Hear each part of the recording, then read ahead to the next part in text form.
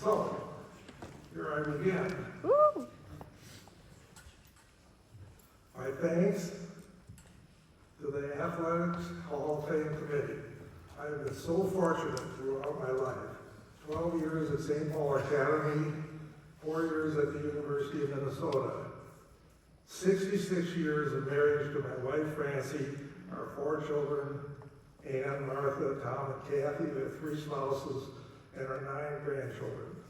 My thanks to all of them for their continued support, and especially Francie, who has always been the source of encouragement for the successes of our family. Where are you, Francie? Right here. There you are. Thank you.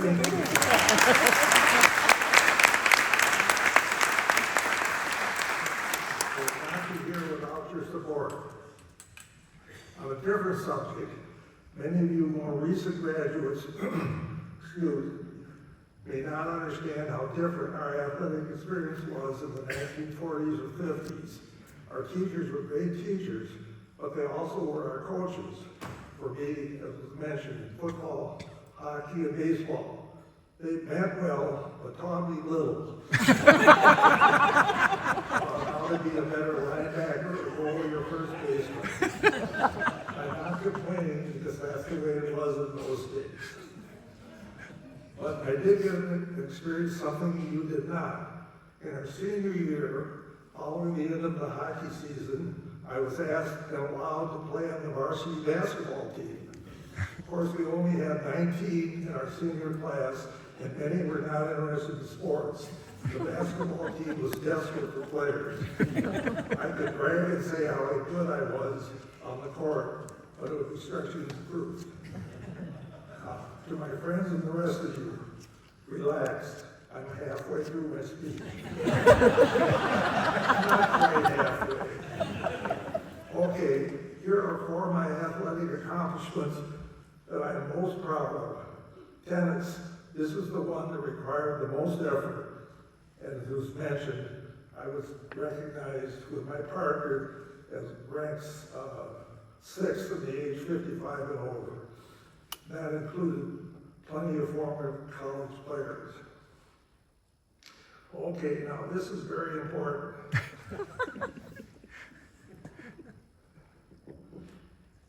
Our 4 children gave me the nickname Frank, short for Frank the Philosopher, because in their opinion, I became a philosopher with trying to teach them a lesson, whether about sports or life.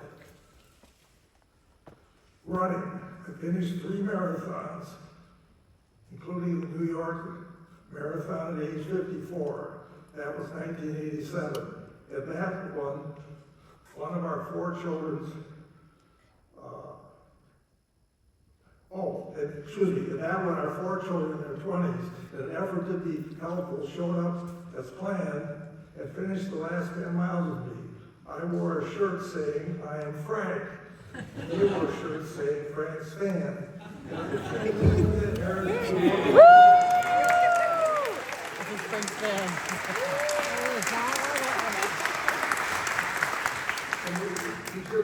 think with my son Tom, who just printed them, and I was not aware of it. But anyway, there is some good-natured teasing that goes on in our family, let me tell you. Anyway, at 16 miles, they showed up, and I was tired or probably not training enough. I was not receptive to the chance of my 4 wonderful children. Come on, Dad, you go faster." It was probably one of the few times I swore at our children. And said, "Leave me alone." But the 5 of us did cross the finish line at the same time. Oh, listen to what I wrote here. Now, 37 later, I apologize for swearing. But perhaps you could have been more understanding. I finished my last marathon at age 71, 20 years ago, with no help from the family. One accomplishment related to was the hockey game against Cretan, which we did win by 2-1, and I was a busy goalie. What you probably don't know is that one of the best players on Cretan's team was a Benelli. Is that right, Tom? You don't know? And finally, the last accomplishment you really don't know about, I was on the football team in 1949, my senior year, that beat St. Thomas Academy 6-0, 75 years ago. Remember, football, St. Paul Academy 6 with 1 touchdown, and St. Thomas Academy nothing.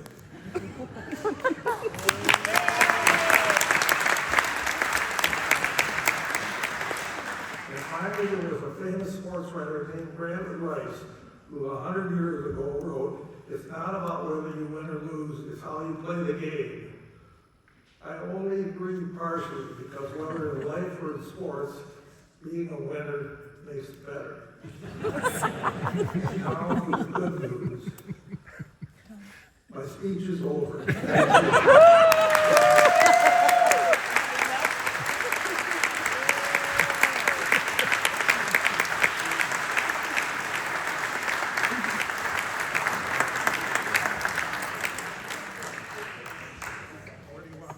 Right there is good.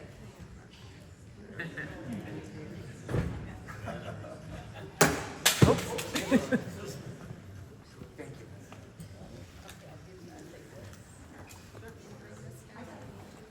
No, I'm good.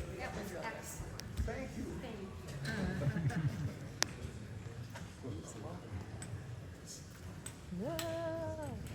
Here, take one.